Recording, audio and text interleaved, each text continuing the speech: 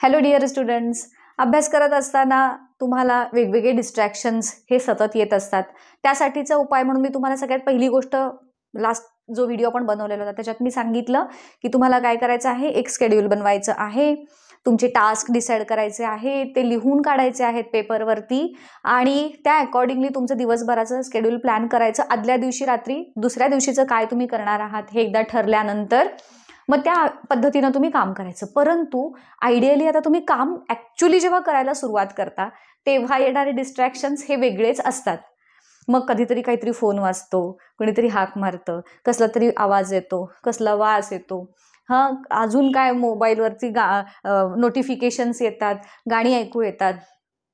N number of distractions are there. मी स्वतःसुद्धा ह्याच्यातून गेलेली आहे.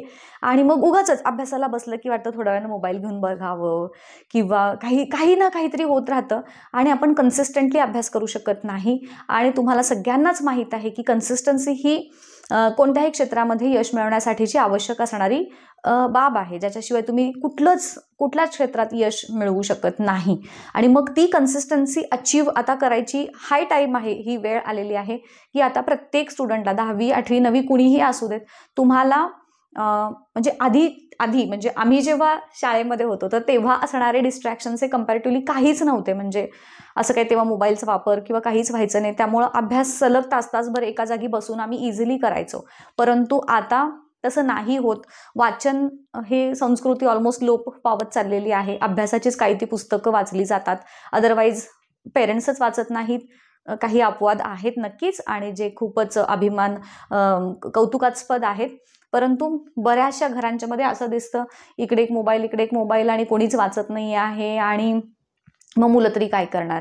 सो आपण त्यांचं जाऊ दे बाजूला, आपण आपल्यावरती फोकस करूयात. आता आपल्याला एक्झाममध्ये जे स्कोर करायचा आहे आणि त्यासाठी सगळ्यात महत्त्वाची गोष्ट जी आहे ती म्हणजे कमी वेळेमध्ये आता आपल्याला भरपूर काम करायचं आहे आणि कॉन्सन्ट्रेशन हे एकदम नेक्स्ट लेवलचं असलं पाहिजे आपलं त्यासाठी.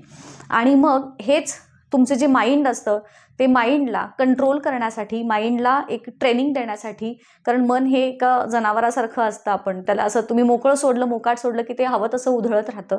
तुम्ही त्याला तुम्हाला माहिती आहे कंट्रोल ठेवला की जंगली वाघ आणि सिंहसुद्धा कुत्र्या आणि मांजरासारखे बिहेव करतात. सो मनाला आपल्याला असं लगाम घालायचं आहे आणि कंट्रोल करायचं आहे की चल बस कामाला, इथं बस अभ्यास करत असं. आणि त्यासाठीची एक सायंटिफिक अशी मेथड आहे, फ्रान्सिस्को सिरिलो या सायंटिस्टनी डेव्हलप केलेली ही मेथड आहे आणि ह्या मेथडचं नाव आहे पोमोडोरो टेक्निक. आता हा पोमोडोरो काय असतं तर त्यांना जेव्हा अशी समस्या आलेली होती की लॅक ऑफ कॉन्सन्ट्रेशन, तर त्यांनी असंच एक पोमोग्रेनेट साईजचं एक अलार्म काइंड ऑफ एक डिव्हाइस डेव्हलप केलं. आता ह्याच्यामध्ये काय असतं बघा, आता तुम्ही ते अगदी काय पोमोडोरो घेऊनच बसलं पाहिजे असं नाही. नॉर्मल आपल्याकडे अलार्म जो असतो मोबाईलमध्ये किंवा घड्याळाचा, you can use that alarm. 25 मिनिट्सचा एक स्पॅन आपण सेट करायचा किंवा 25 मिनिट्सचा अलार्म सेट करायचा थोडक्यात. त्या 25 मिनिट्समध्ये तुम्ही कोणत्याही प्रकारचे म्हणजे मग बाकी तो अलार्म सेट करायचा आणि बाकी तो बाजूला ठेवून टाकायचा आणि माइंडला असं इन्स्ट्रक्शन द्यायचं की येत्या 25 मिनिटामध्ये, या पुढच्या 25 मिनिटामध्ये एक टास्क पहिल्यांदा आपण ठरवून घ्यायचं की हां मला आता हे काम करायचं आहे. हे एकदा माइंडला सूचना दिली. दुसरी सूचना अलार्म लावला, माइंडला सांगितलं ह्या 25 मिनिटांच्या मध्ये आपल्याला अजिबातच डिस्ट्रॅक्ट व्हायचं नाही आहे आणि पूर्ण फोकसनं ते काम आपल्याला कंप्लीट करायचं आहे. मग माइंड कामाला लागतं. सुरुवातीला त्रास होतो का? मला पण झाला असा. मी स्वतः ही टेक्निक यूज केली, माझ्या मुलीला सांगितली आणि हे ॲक्च्युली वर्क करतं आणि म्हणून मी तुमच्यासोबत शेअर करत आहे. सुरुवातीला होतं असं चुळबुळ होती, पण आणायचं, त्याला कंट्रोलमध्ये आणायचं. आणि 25 मिनिटं झाली की मग तो अलार्म वाजेल, 5 मिनिटाचा ब्रेक घ्यायचा आणि पुन्हा पुढच्या 25 मिनिटासाठी असे 3 ते 4 पोमोडोरो, म्हणजे एक ही सायकल झाली. 5 मिनिटाचा ब्रेक झाला म्हणजे तुमचं एक पोमोडोरो झाला. असे 3 ते 4 पोमोडोरो तुम्ही कंटिन्युअसली करायचे. 3 करा किंवा तुमची जसं स्टॅमिना असेल, इच्छा असेल त्या पद्धतीनं. आणि मग after that 3 to 4 pomodoros you can take a long break of 30 minutes आणि मग पुन्हा ही सायकल कंटिन्यू करायची. ह्यामुळं काय होतं, एक जसं तुम्हाला मी म्हटलं माइंड कंट्रोलमध्ये राहतं आपलं आणि कंट्रोलमध्ये राहिल्यानंतर कॉन्सन्ट्रेशन होतं आणि आपल्याला काम चांगल्या क्वालिटीचं कमी वेळात करायला त्याची मदत होते.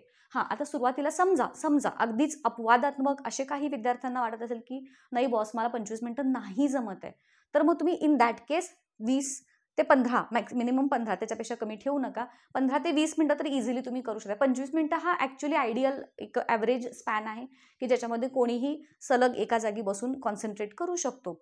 सो अशा पद्धतीनं ही पोमोडोरो टेक्निक वापरून, त्या टेक्निकचा वापर करून तुम्ही तुमची प्रोडक्टिव्हिटी, तुमचं कॉन्सन्ट्रेशन हे एका नेक्स्ट लेवलपर्यंत नेऊ शकता. पहिले 1-2 दिवस तुम्हाला थोडं जड जाईल, काय हे कंटाळ येतो, सगळं होतं, अगदीच मान्य आहे. परंतु आता त्याला काही ऑप्शन आहे का आपल्याकडं? अभ्यास तर करायचा आहे, कॉन्सन्ट्रेशन करायचं आहे, कमी वेळेत भरपूर अभ्यास करायचा आहे आणि मग त्याच्यासाठी अशा प्रकारच्या शास्त्रीय मेथड वापरण्याशिवाय आपल्याला काही ऑप्शन नाही आहे, हे लक्षात घ्या. सो ही मेथड मी जी सांगितली वापरून बघा.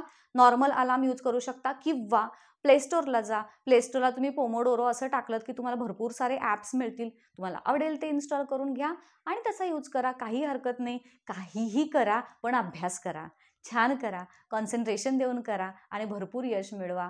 हीच माझी इच्छा आहे आणि यासाठीच हा व्हिडिओ बनवला. कसा वाटला मला नक्की कळवा. इथेच थांबूयात, भेटूयात पुढच्या व्हिडिओमध्ये. Till then goodbye. Thank you.